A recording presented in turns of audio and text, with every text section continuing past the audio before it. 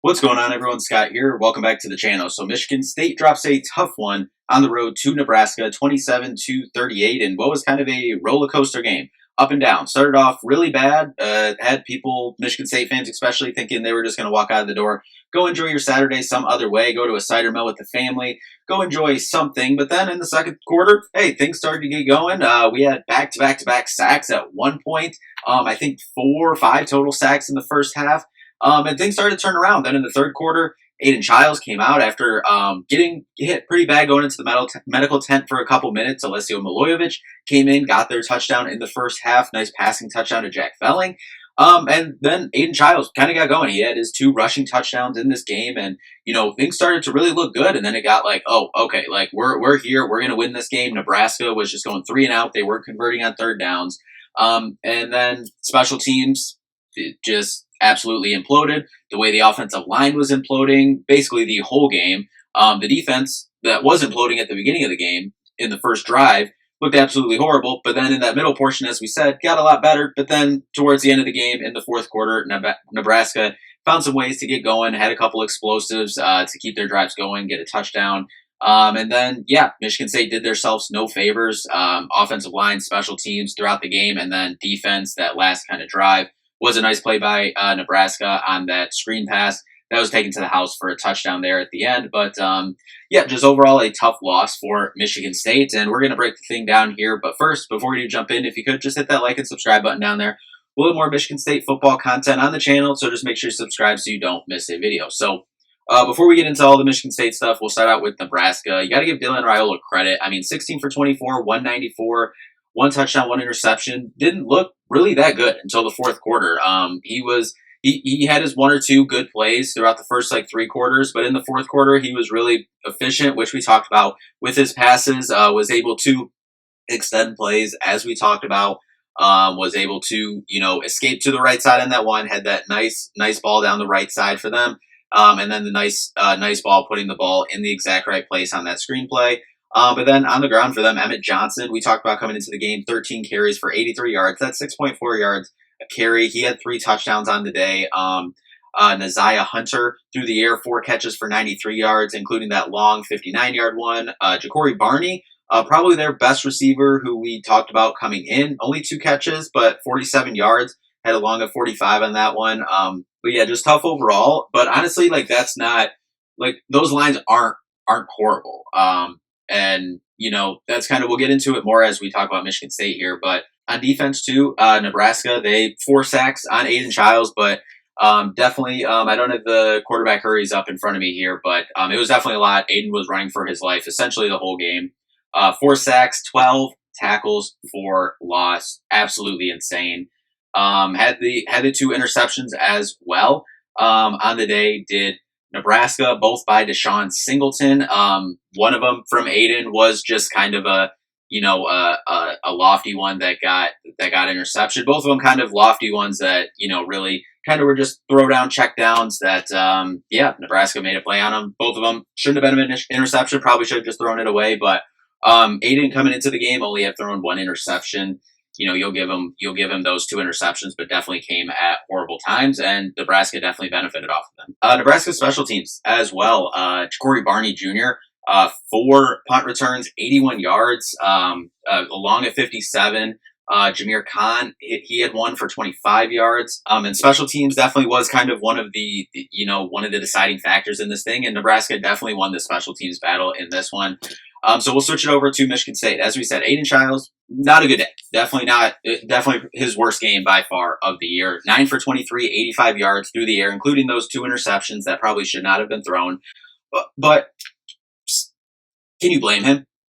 He was running for his life the absolute entire game. We knew Stanton Ramil going to be out a month coming into the game. Before the game, it seemed like Connor Moore was going to be at left tackle, Ashton Lepo in at right tackle. But still, just the movement of the offensive line. You had Carter and Phillips at the guard positions at one point. Saw Gavin Brocious out there. Really, aside from Matt Golban on the offensive line, the offensive line has been absolutely atrocious. The first couple weeks of this season, I'd say that they made solid improvements so far, especially in the running game, which was, surprising because that was obviously something that struggled last year. They made improvements there. But in this game, really not there in the running game in terms of runs that were in result to what the offensive line did. Mekhi Frazier, 18 carries, 58 yards. That's 3.2 yards a carry. But can you blame him? This was similar. Like, I was wondering if we were watching a replay of last year with Nate Carter and K'Ron Lynch Adams. I mean, he was getting the ball and he had someone right in his face. If he was getting a toss play, 3-4 yards behind the line of scrimmage, there was someone within a yard or two of him every single time. Up the middle, everyone was crashing middle, but then the design was him running straight into the offensive lineman's backs. Then he tries to break it outside. No one's sealing the outside, so then the Nebraska defense is all just funneling down. He has absolutely nowhere to go. Mekhi Frazier does have good vision, and he's been able to, and he did have one or two nice plays this game where he's kind of going middle. He sees the offensive line all crashing forward, and he's able to put his foot in the ground, get outside. But Nebraska did, credit to them. They made some good plays on that. Even the plays where it seemed like that might be open, Nebraska made a good play a handful of times that he was able to do that and able to get him down to limit the explosive cutback runs from Mekhi Frazier. Aiden Childs, as we said, he had 13 carries in this one, 23 yards, and the 2 touchdowns. And, the one touchdown, I mean, both of the touchdowns were incredible, but the one that was on 4th and 4, I believe it was, scrambling into the end zone, really good. And then a QB sneak from like the 4 or 5 yard line going in. Thought he definitely, and we've seen it a handful of times now throughout his career, he can definitely win you and put you in really good positions running the ball, and is definitely a difference maker. But I don't think, if you ask Jonathan Smith, he does not want Aiden Childs running the ball this much. Like, he would love to Mekhi Frazier, Brandon Tullis, running the ball 85-90% of this time, like surprising you with the Aiden Childs run, seeing what he can do. That should be like not a surprise play, but just a wrinkle that you throw in the second half when things got going for Michigan State. That's what it was. It was because Aiden Childs was being Aiden Childs, and the incredible athlete and player that he is. He was making all of those plays happen, and he was the one that was really what kind of helped flip the game. The defense, we'll get to the defense here in a second, but the defense making plays, getting stops, and then Aiden Childs really capitalizing on it, because really the rest of the offense wasn't doing much. And it's not like we're not putting anything on the wide receivers and not putting much on the running backs either. A little bit you can put on them, but a majority of this all falls on the offensive line. So obviously with Ashton Lepo going out, the offensive line, everything kind of getting shifted. And obviously they've been rotating that offensive line all year, which to pretty much everyone don't know why and it sounds like Jonathan Smith would love to just find a solid, group that, you're running out there. Solid 5 guys, maybe 1 or 2 guys, that you can kind of rotate in there. But that just hasn't been the case with, the injury to Ramil here early. And then I think still trying to find the 5 that, really cohesively all work together.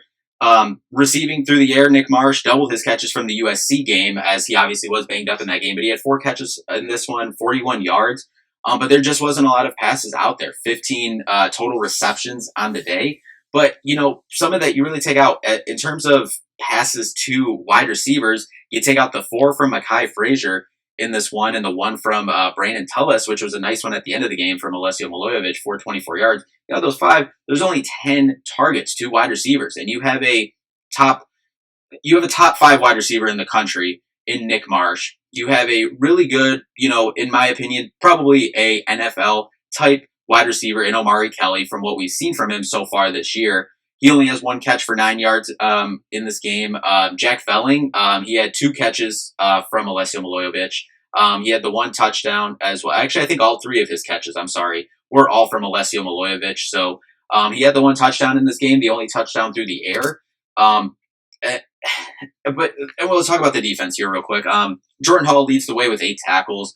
Tackles really spread out here, but 5 sacks. That was kind of the key there, and it was 4 or 5 of them in the first half. There might have been 1 early in the second half too. I didn't write that down. Jordan Hall had the interception as well, but that was really encouraging to see. I do have it written down. It was 4 first half sacks. So I had 1 in the second half as well, but it was really kind of running that twist on the edge. The edge guy for Michigan State was crashing inside, kind of almost occupying the tackle and the guard, and then the inside guy twisting to the outside and, being there to meet Raiola, and him, hanging in the backfield there, and then trying to sneak out, make a play. That was really encouraging. The tackles for loss, 7 of them compared to the 12 for Nebraska. And then the Jordan Hall interception we talked about. Really thought they did a solid job getting back in the running game. I don't have it calculated here in front of me with the sack yards taken off, but allowing 2.2 yards per rush is better back to where Michigan State was for the first 3 games of this year outside of the USC game. I just felt that they allowed too many explosives, and there was a handful of times at the beginning of the game and at the end of the game where they were getting in the backfield, kind of stuff we've seen all year and really even dating back to last year, getting in the backfield, getting close to the quarterback, but not being able to finish the play. And that was really kind of what killed Michigan State. There was a handful of missed tackles as well. And, overall, I thought the defense played really good in those middle two quarters, but really, and even really the first quarter, besides that, first drive, which was absolutely horrible. I thought the defense played well, really, for more than just the 2 quarters. The special teams did not help them in the first quarter, in the fourth quarter either, or the second half with the block or with the dropped kickoff return. That was the fumble there. Just absolutely did no help for Michigan State in that realm. Ryan Eckley gets blown up on a pump play with a weird penalty right before that backed him up. So, I mean, there was definitely some confusion there, and that was just not good. The one really good special teams play, Darius Snow, that Nebraska trying to go for it on a fake punt, and Darius Snow seeks it out, runs across, able to make the tackle to save them there on 4th down. Ryan Eckley, I mean, solid 51 average for his 4 punts on the day. He had one kind of bad one. The other ones were pretty solid. He had the good one, the one before that he got kind of blown up on that play, and Nebraska took it in for a touchdown. I mean, it was going down like inside the 15, inside the 10. Just overall kind of just there was a missed opportunity here with as bad as Michigan State played too. That's what, like, if we were playing that bad and we got blown out, say this thing was like 17-41 or something, then we're having a different conversation here. But the fact that it was all tied up there, 21-21, and the Michigan State just couldn't make enough plays to win the thing going into the fourth quarter, and putting themselves behind the 8 ball at times, and just things we've kind of seen of just the explosive plays, some missed tackles there. For as good as the defense played too in that good middle portion of the game, more than middle portion of the game, just didn't make enough plays to win the thing. And but then you look at it for the team side of things. 3rd down efficiency, absolutely horrible for Michigan State. 2 for 14, 5 for 13 for Nebraska. 4th down a lot better. 4 for 5 for Michigan State, 0 for 2 for Nebraska. You look at the total yards. Nebraska beat Michigan State by 21 yards. Total yards, passing yards, beat them 156, 194. Nebraska did.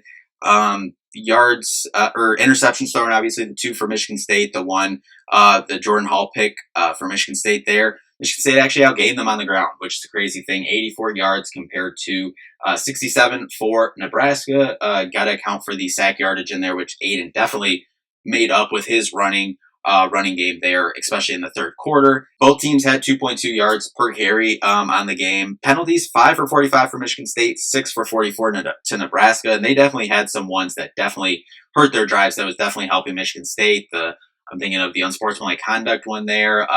They had another one that really pushed them back behind the 8 ball, pushed them back behind the 50-yard line. So the 3 turnovers for Michigan State compared to the 1, Michigan State won the time of possession battle as well, 33-24 to 26-36. So Michigan State, that's why I think this thing is even more disappointing. As said, kind of, if this game was like a 17-41 game, having a different conversation, and you're like, okay, this whole thing was, whatever. But the fact that Michigan State was able to come back and kind of keep fighting and play the way that they did in a good majority of this game is why this is so disappointing with this 11-point loss. I mean, and also got to give credit here to Alessio Milojevic. He comes in after Aiden gets banged up, and he came in twice as well. When Aiden got banged up, he finished out that drive with the touchdown to Jack Velling to get Michigan State on the board in that 2nd quarter. Then he came in at the end of the game, led him to a touchdown, the rushing touchdown there at the end, had the nice ball to Brandon Tullis as well, the 24-yard kind of right outside wheel route type of route